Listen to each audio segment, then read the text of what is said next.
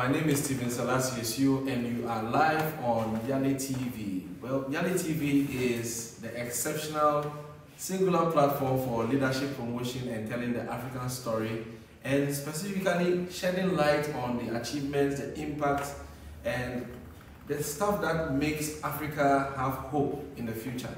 Telling the African story, telling the stories of young people who are making impact in their communities across the continent and in the diaspora. Today we have a special section this morning which seeks to highlight some of the questions and the inquiries people have loved to make relating to how they can become a YALI fellow if they are from West Africa. Basically today we are having the YALI Regional Leadership Center West Africa cohort number 36 application drive and information section. And to do that with me, I have two magnanimous women who are alumni of the YALI program, who have been doing great stuff, not only in Ghana, with influence also outside the country. And they happen to be alumni of the West Africa program, and they are based in Ghana. So we took the opportunity to invite them to share their experience and also help us answer some few questions that you ask in the comment section. So if you are watching us, kindly don't be selfish. Share the link with some colleagues who you wish and know that are doing a lot of tremendous stuff in their community that deserve to be part of this program. So basically, when we come back from this short break, I'll be introducing these women or powerful ladies, and then we'll go into the information section. Stay tuned, we'll be right back in the next few.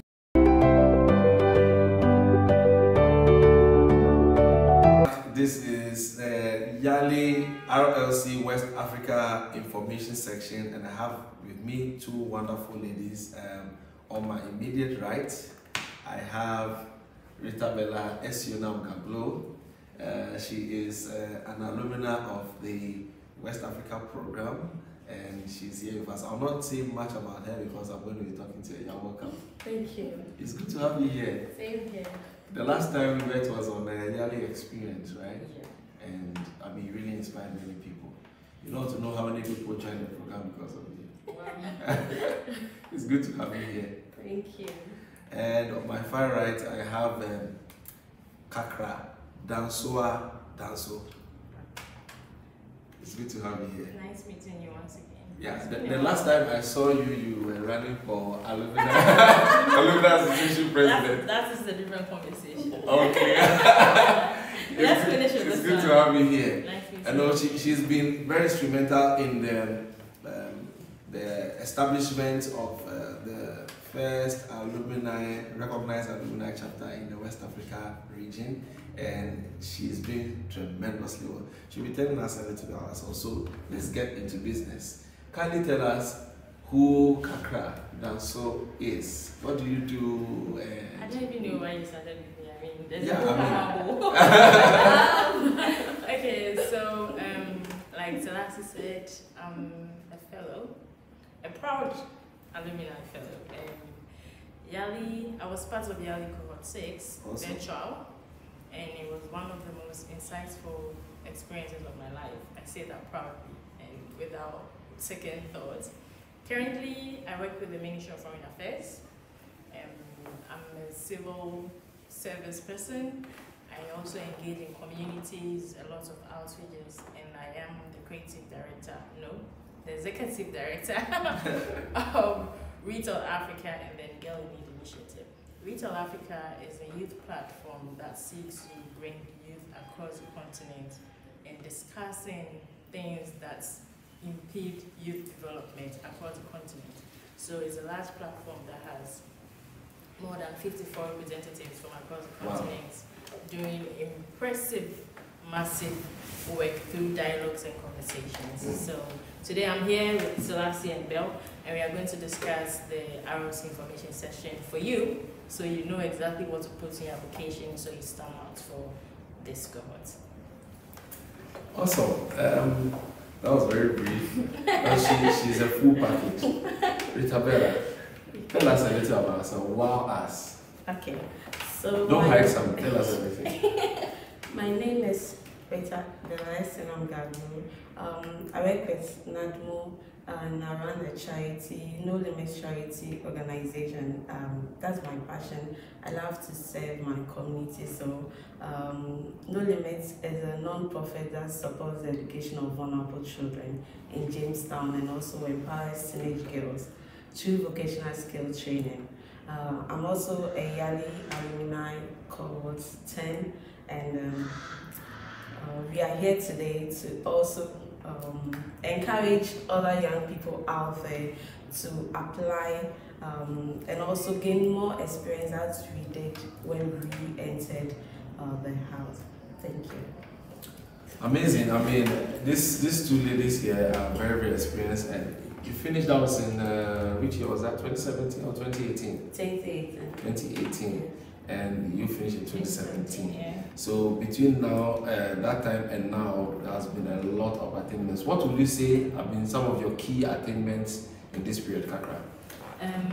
So one thing I'm most proud of I got from YALI was the area of network, the ability to pick a phone and ask anybody in any African continent what is happening in your country.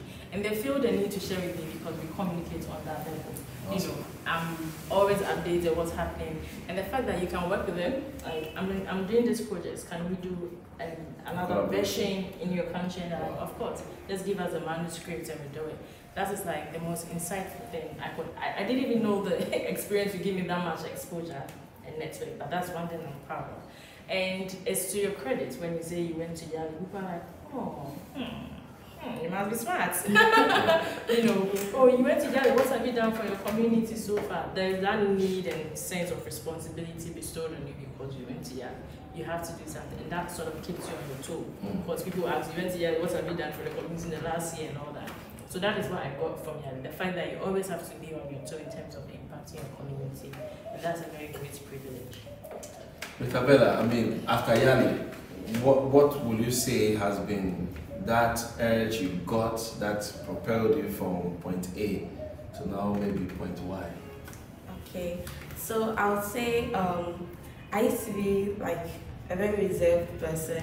I always want to sit in my own corner and think and do things on my own. But YALI had taught me how to communicate with people, right. Have like ties with people, teamwork, and also open up to what you want to do for other people to have a say in it. So with that, it goes far. But if you are reserved and you feel you can do it, or I don't think I can do it, or but it's because I feel like sometimes when you give out things to people to help, they wouldn't do it to your satisfaction. So I always kept to myself. But YALI gave me the exposure. It helped me to build my teamwork, to have a good communication skills, and also I used to be shy, but I was able to get to the people. Yeah, get to the people, tell them what it is, and then how things should work out. So I appreciate that opportunity. Yeah, so you watching us, maybe you've heard of YALI, you don't know what it is. The YALI program basically means Young African Leaders Initiative. It was an initiative that was initiated by the US government under the then Barack Obama government. So with the backing of the US Congress, they initiated this program to train young Africans who will be leaders of tomorrow. So over the past 11 years, that's more than a decade, we celebrated the anniversary this year because of COVID. And this program has raised more than 40,000 young Africans from 48 African countries, of which Ghana happens to be part. And currently, the West Africa program has contributed more than 9,000, almost about 10,000 alumni to this program since its inception. So the program is into a number of arms. We have the Mandela Washington Fellowship, which happens in America, where about 700 young Africans who qualify from the continent are taken to America. Unfortunately, this year, because of COVID again, the 2021 fellowship happened virtually. So the fellows didn't have the opportunity to travel to America, but I'm very sure there are many opportunities coming up that will give them the opportunity to do so. Then we have the regional leadership program or leadership centers that are located in the various sub-regions of the continent. So we have one in Southern Africa and South Africa. We have one in Eastern Africa, which is based in Kenya. And then we have one in West Africa, which is based in Accra, Ghana, GIMPA. Then we have one for the Francophone and Lusophone countries, which is based in Senegal, Dakar. So this amazing program also has a platform which is called the YALI Network, which is almost 750,000 members strong. So this network is made up of all those who applied before to any of the programs, or the young people who are doing stuff who are above the age limit but believe they still belong to the new African movement who joined. So this group actually has been driving the agenda of development and new leadership strategies and ethics, and also seeing things differently. See leadership as what we can give to our people and not what the people should give to us. And so this network then has its media platform being YALI TV to tell the stories of those who are alumni and those who are other African youth in the diaspora on the continent who are doing tremendously well. So today our discussion is on the West Africa program. How can you qualify? So the program is open. I think we have 11 more days for it to close. It's so short a time. So as our way of giving back as alumni of the program, I'm also an alumni of the West Africa program. I was in Cohort 5.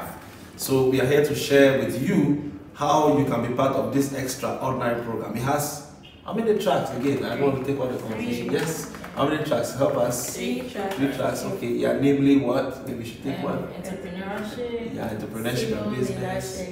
Yeah, and public policy. And then public policy. So this public policy has to do with those who are working with government agencies, they work with national policies and stuff like that.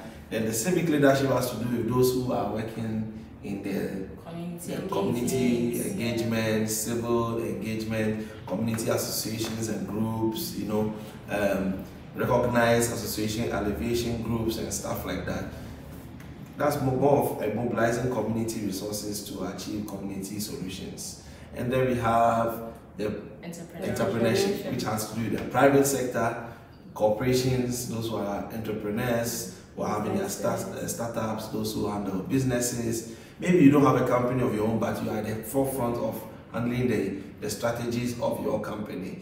So these are the 3 tracks. And you were in which track, please? Public policy. Public policy. Awesome. So that makes it good. And you were in Public policy. You also public policy, Yeah. but a strong civic person. Yes, you know, because I have. So why did you choose? Okay, so let's go. Why did you choose public policy over civic leadership? Okay, because I have a little knowledge about civil leadership. I just want to learn something new.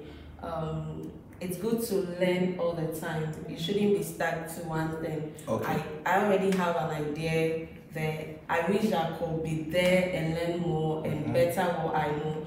But I just wanted to have a feel of something else because I impact the lives of people. So I should know what policies are in place for those people I work with. So that's how come I went to public policy track, so that I can get to know how policies are implemented, how beneficial it is to the people I work with, the vulnerable people in society, so I can communicate better to them.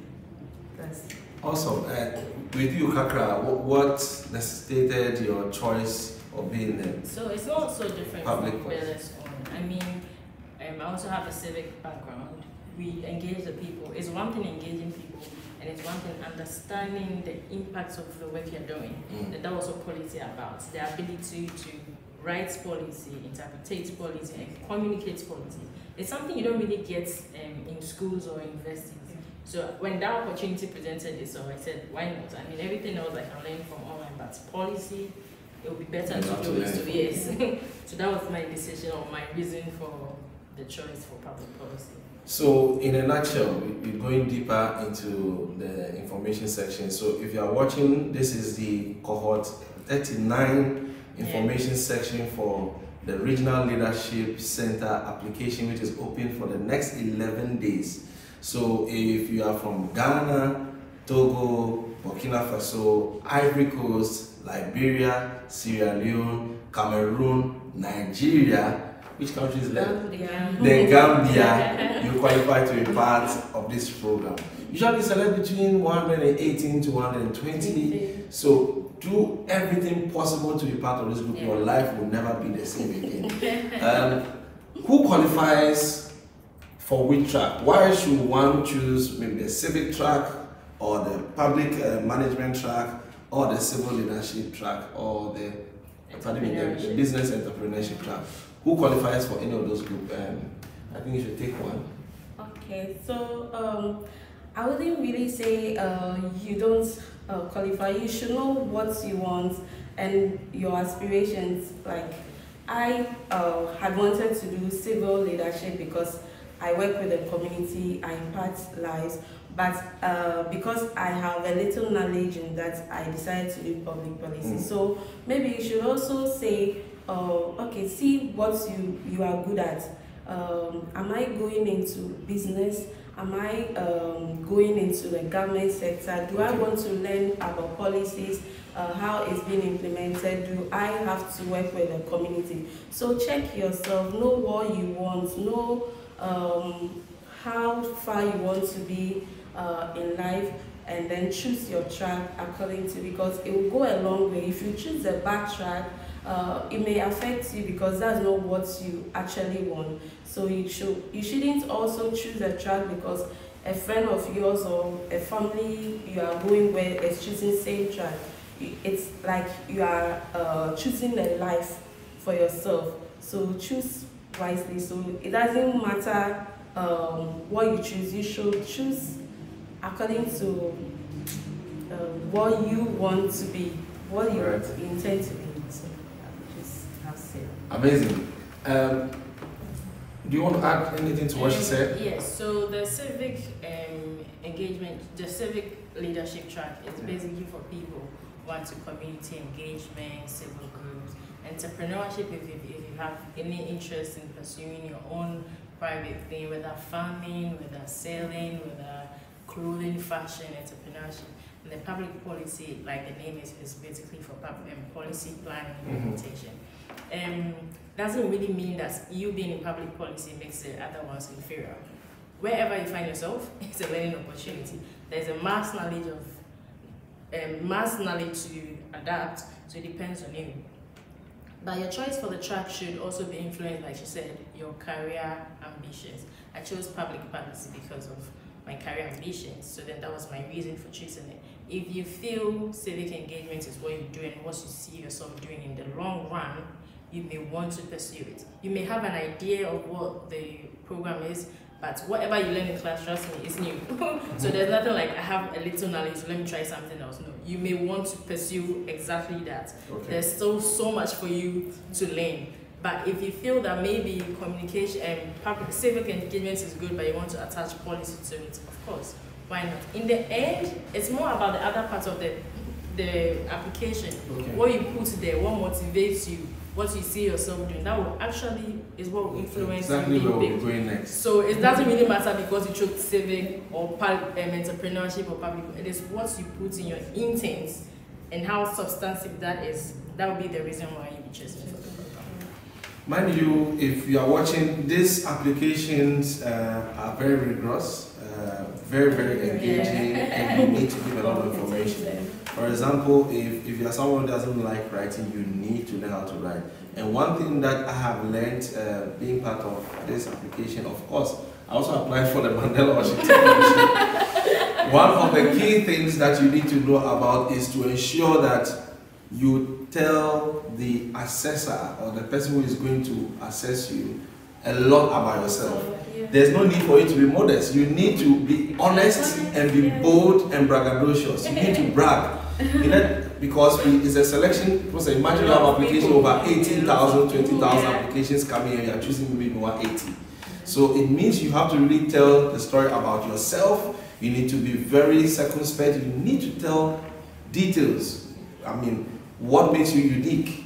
What makes you an organization you have been leading? What impact have you made in the organization you have been? What are the demographics? What are the statistics? So I'm going to be asking my panelists here, what were some of the key things that you remember you made entries when you were talking about yourself in the application that made you stand out as one of the fellows that had to be selected?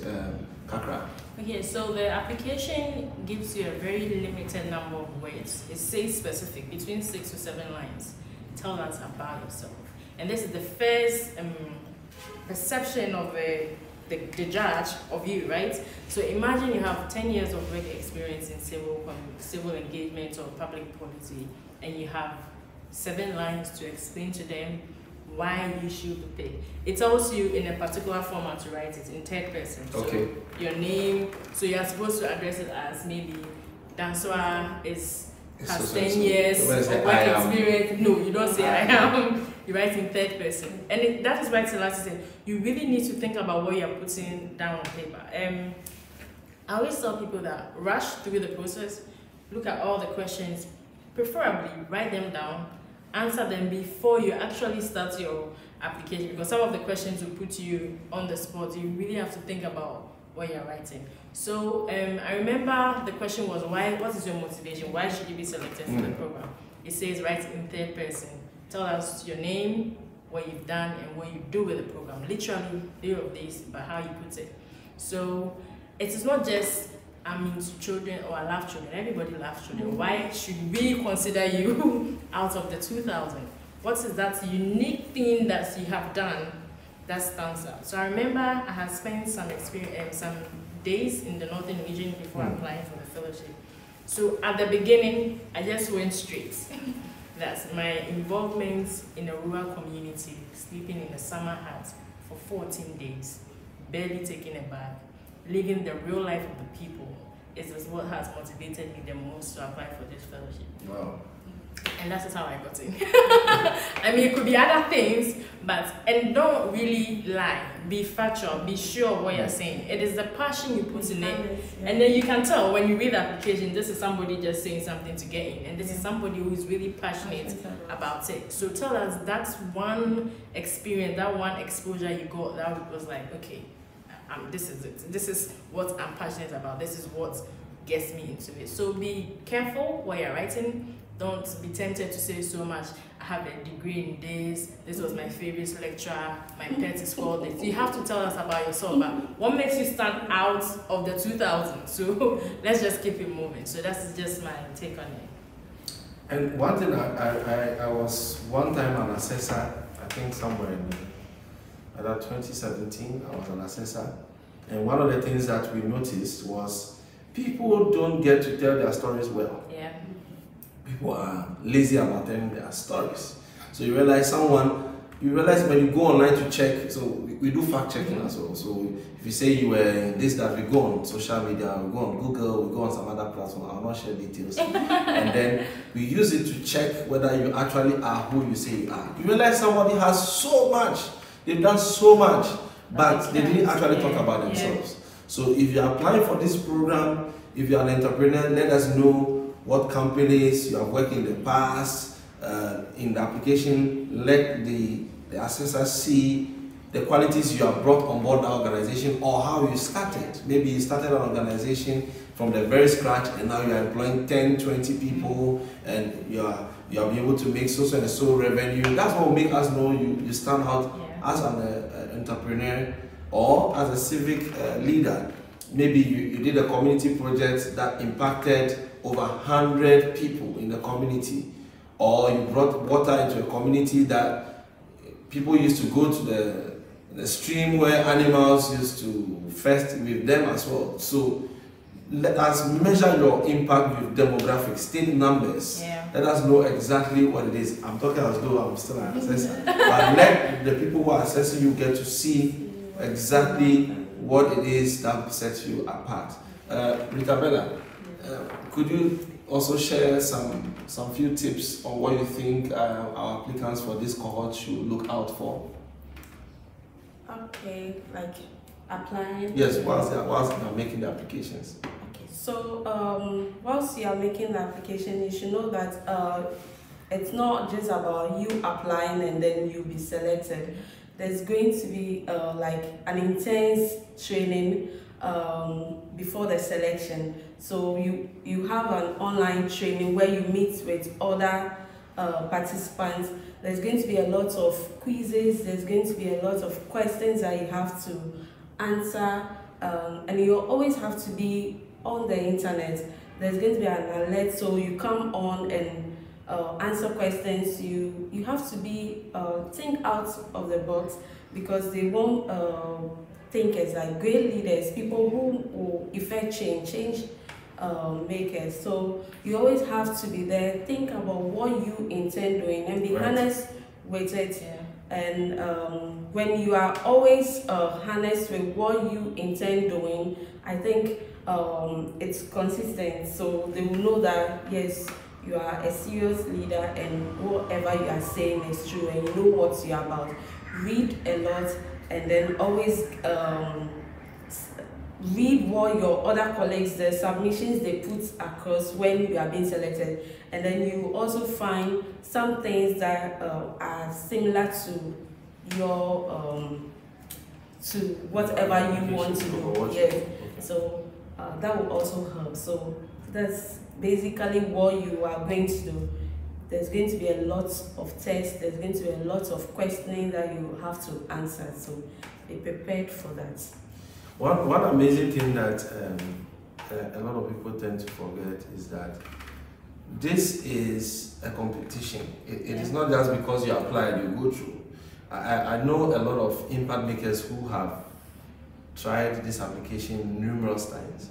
If this is your third or fourth time, don't give up. I've actually known people who have applied more than 5 times and they still made it through. So if you've applied once and you didn't make it through, please don't give up. If you are listening to us or you are watching right now, ensure that you apply again, because I mean the network you get access to is incomparable to nothing I've ever seen. I don't know which program on the continent today gives the access and the resource that we get from the YALI program. I'm yet to see a program that is that resourceful. You get to meet people from different parts of the continent, not only your colleagues who you are in the program with, the 8 country colleagues, not only the 120 or 190 or 18 colleagues, but also the larger network. Once someone knows that, oh, someone from Tanzania knows that you are a YALI fellow from West Africa, they easily connect because we share a lot in common. So see it as a price to pay. Invest your time into the application. Make sure your application is very remarkable, it's attractive, it's compelling, and it's interesting. It shouldn't be boring. It's not about being wordful or writing many words. It's about being specific and be interesting. Let it be engaging. If you have to share some challenges that you had that you overcame, please do. If you have to share some of your high moments, your high attainments, which is very key. If you won some award before, state it. There's no need for you being modest. As I said earlier, you have to be braggadocious. Brag about yourself, because that's what will make you stand out.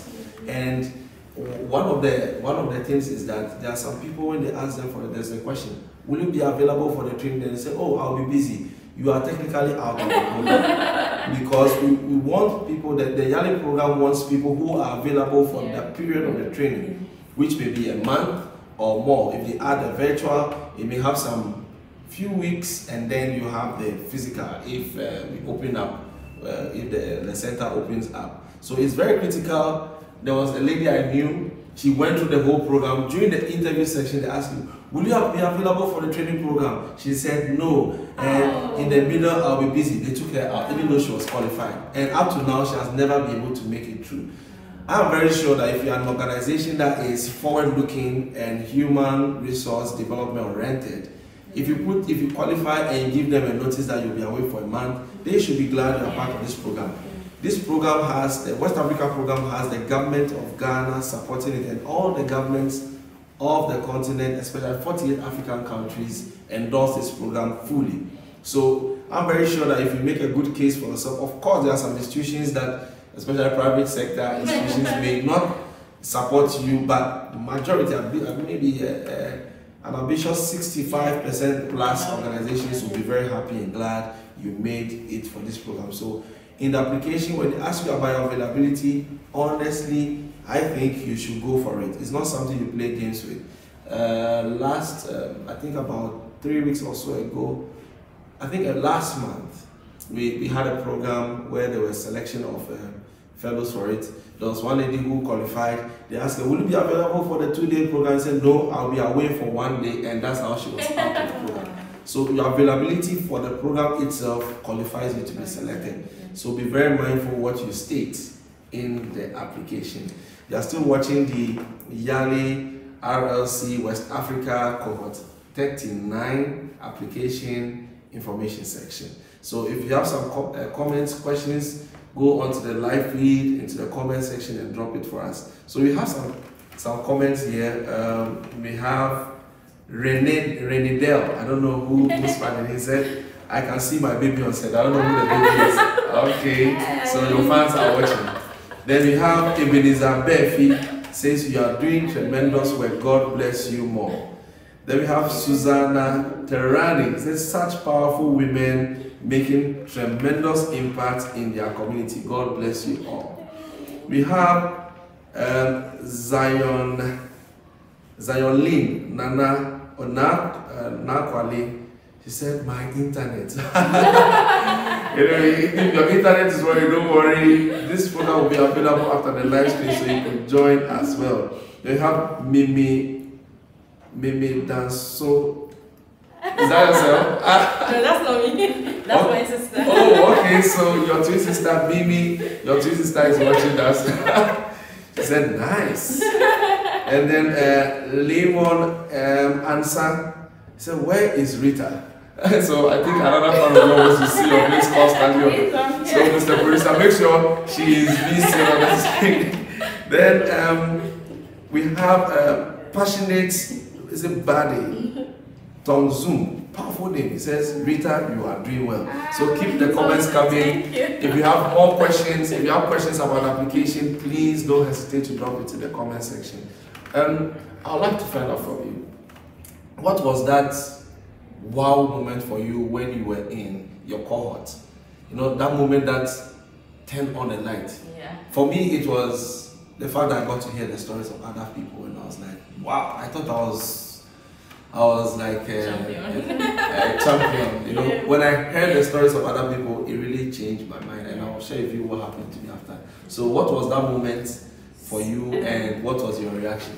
I had never been in a group that had that many diverse backgrounds before. I mean, I've been in similar places, but I remember the opening ceremony, and we were all to come down in their traditional regalia.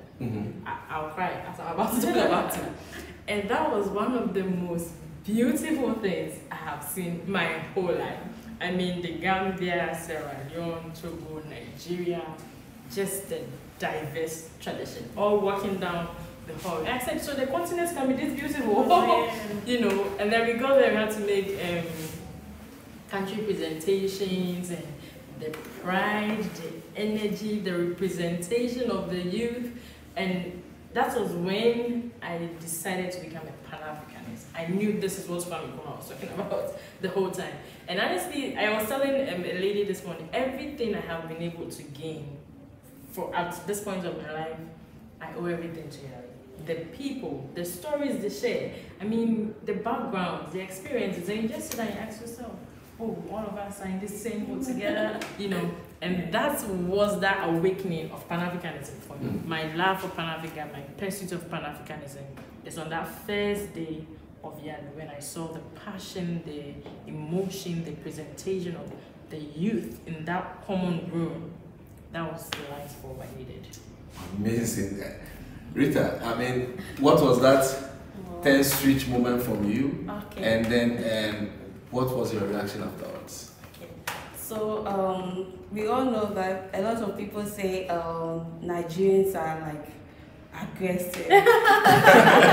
But for the first time in my life, meeting a lot of Nigerians on my course, especially in my class, in my track, I realized they are not just aggressive, they are just intelligent, they are just smart.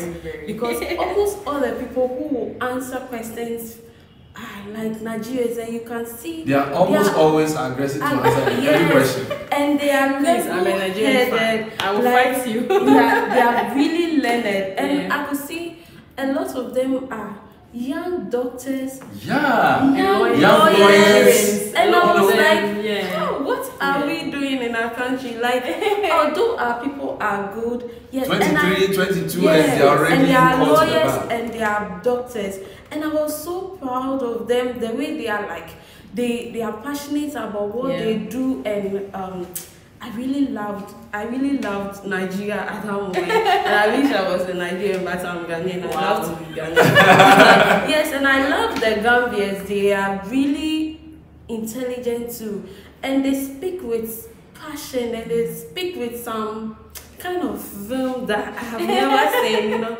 But I love the Nigerians. What about the Liberians? You see? Oh, my man.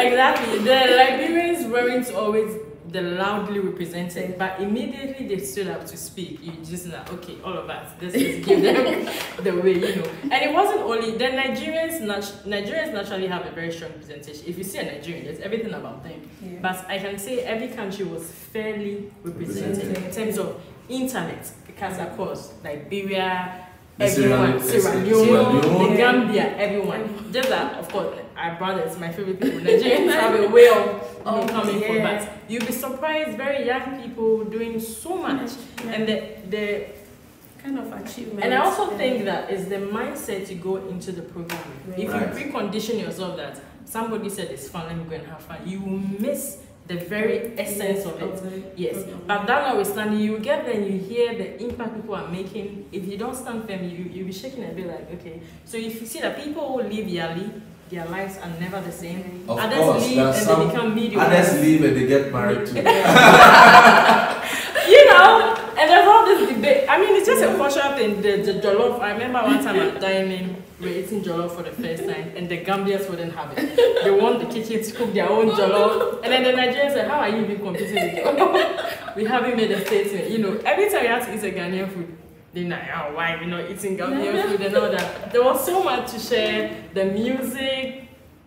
We have to play one Nigerian song, one Ghanaian song, one Liberian song, you know. And then there was this interesting part. Even in this program, we have 3 tracks: the lion, the eagles, and the what was the last one? A lion, eagle, elephant. That was also another amazing experience. Even when we are together, we still had 3 partitions. Aside the track one, and then the competition, who decided to answer question first and all that. But we also had the opportunity to present our ideas a lot in groups. We did group presentations, and it was just a very insightful experience, I must say. Amazing. Sleepless nights to just present it. Exactly. Yeah, I tell you. And then we have to tour. We visited some parts of the country. The fun then you have to wake up. Yes, the fun part. Yeah, share. For us, for me, the fun part had to do with we had football competition among the animal tribe. Now they don't have animal. Oh really? They don't. Okay. So we had the opportunity to play competition for and of course the lions always come out tops. Come on, come on. Always I'm a lion. Are you a lion? You also a lion? Yeah. Wow. Amazing. So I mean those were some of the fun parts for us, and we also had, what did we do? We also had cultural competitions. Exactly. We also had, debates. Debate competitions. And then there's a poster competition as well. Yeah, that was also very massive. Very massive. One of the, I was at your opening ceremony and the closing as well. There's a wonderful opening ceremony which she said gave us a lot of emotional moments and that connection for Pan-Africanism. Then the closing ceremony where they get to the dinner where they get to give awards to those who are standing. I mean, it is such a life-changing experience. For me, what really changed my life coming out was the stories of other folks. The compelling stories, the tremendous impact by young people changed my life. And instead of promoting development programs as I used to do before I joined the program, you know, I was promoting the SDGs before I joined the program. Right after I joined the program, my mind changed. It changed the whole policy, like my whole mindset, and the direction I was going. I was like, no, we are already doing so much, we have to tell our story. Exactly. And that's how come YALI TV came out as a result of being a fellow in the 5th cohort of West Africa. So you might just be the one starting the next thing. I heard some of our fellows were part of the not too young to run campaign in Nigeria. A lot of actually they started the movement. Yes. So there are many movements and many projects and many companies. Actually, some of our colleagues actually came out of companies. And mind you, you have the opportunity to get funding. Because you are a YALI fellow, you have the opportunity for funding. I mean, I am so grateful for YALI. I mean, through YALI, I had the opportunity to be selected to be part of a conference in Morocco. There was actually an appeal, like an open application, and I applied and I was chosen, fully sponsored. My plane tickets, hotel, everything was sponsored. I was part of a YALDA conference in Morocco. I had, because of the training I had the opportunity to apply for many other numerous opportunities that took me to many parts of the world. You might just be changing your life by joining this application. So if you're feeling, oh, let this pass next time, please don't miss the opportunity. Make sure you apply for this cohort and your life will never be the same. If you miss applying or getting through the Mandela Washington Fellowship in Africa, in West Africa, don't miss the opportunity. Make sure you apply for this cohort. Any additional comments from you as we begin to It's just it just might be that light bulb you're looking for. At the start of the application, there are some questions that are determined to put you off. Do your best to solve them. Like for example, the square root of the exactly. There are some questions you see and you ask yourself, is this what I really want to do? I can assure you, it is what you want to do. Go through that phase, take your time, rush through the whole application, and if you get in, you will be so proud of yourself. That I can assure you, you'll be so proud of yourself. There are so many things, opportunity. As a matter of fact, there are some other fellowship if you want to apply to. They want to know what other fellowship you are affiliated to. And if you don't have anything to show for, it may deter you from yes. So, and being proud of YALI is a big letter. So please don't despair, don't lose hope. Just keep applying. This year might just be for you. Someone just said, Elizabeth, I graduated in the 2021 cohort 37 class. I'm hoping to be selected for the Mandela Washington Fellowship for 2022. Wow. And mind you, the information and the lessons we learn from this program are not for you to just use for your CV. It's actually for you to go and become a change maker. There are thousands of people who never make it for this program. The only way to get contact with the YALI program is you.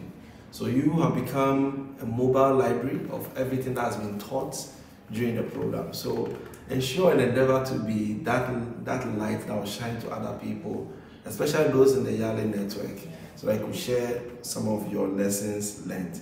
Another comment from Charity Debbie Aketi. It says, well done YALI TV, well done ladies. Any closing statements from yourself? Okay, so I want to tell those who are going to apply that after the program, it's not the end of it.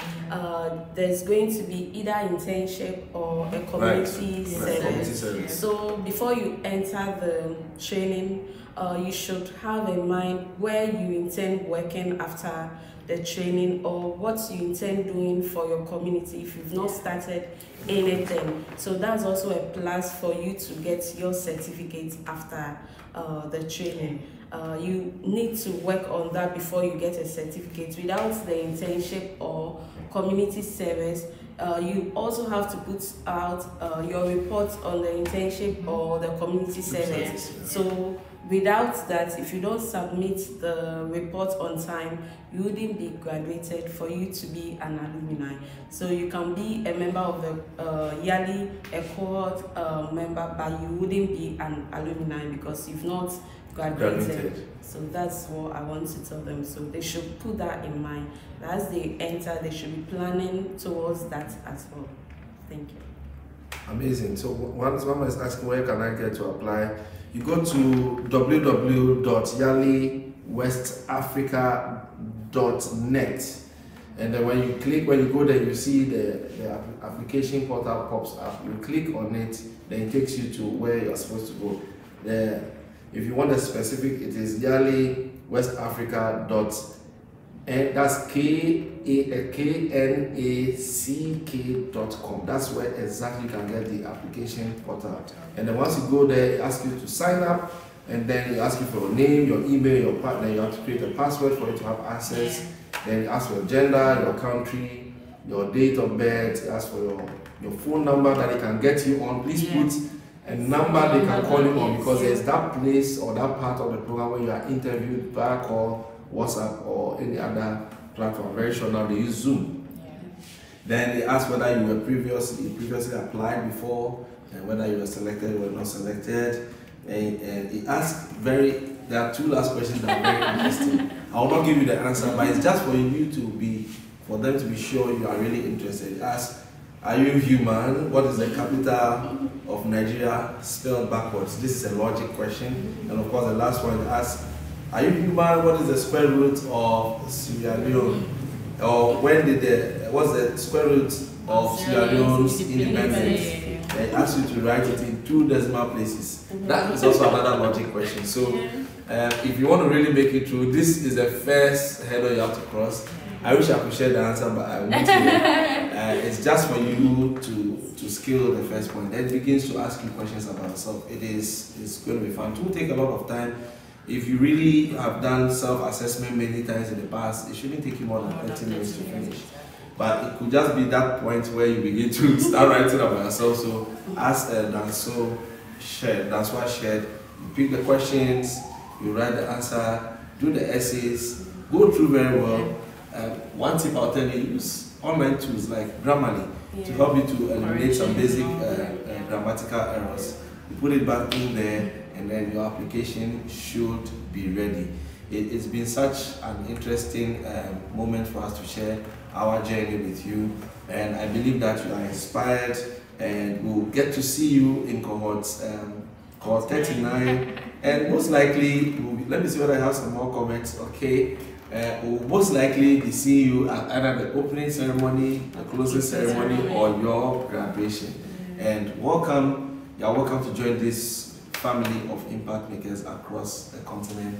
And for myself and these wonderful ladies, keep making impact. Merry Christmas in advance. Merry Christmas to the next time. Merry Christmas. See you, and don't worry, we'll be coming also later this afternoon. We have another information section for another interesting program, which is the Young Africa Media Fellowship, which is seeking to get young people who are media practitioners below the age of 35 in Ghana, Nigeria, that's Kenya, Ethiopia, Rwanda, Gabon, Cameroon, Eswatini, South Africa, and Senegal. It is a maiden edition. If you know any journalist, communicator, PR person, someone who is a producer, a blogger, a writer, anyone in the media space who has been telling the African story in the area of arts, culture, heritage, and innovation, let them join that section coming up at 12 hours GMT, which will be moderated by Josephine Ofer, who is our corporate affairs manager. You don't want to miss it. It's an opportunity of a lifetime. It's happening in May 2022. You might just begin to build your calendar for the new year. And for me, at 5 Abele Road in Kokomemle, Accra, Ghana, West Africa, is bye for now. I believe in Africa. I believe in Africa. I'm Eunice Emmanuel Baggy, the correspondent from Nigeria. Keep watching YALI TV. I believe. I'm Adikalias Kamara from Sierra Leone. Keep watching YALI TV. I believe in Africa. My name is Absa Samba, a correspondent from the Gambia. Keep watching YALI TV. Africa.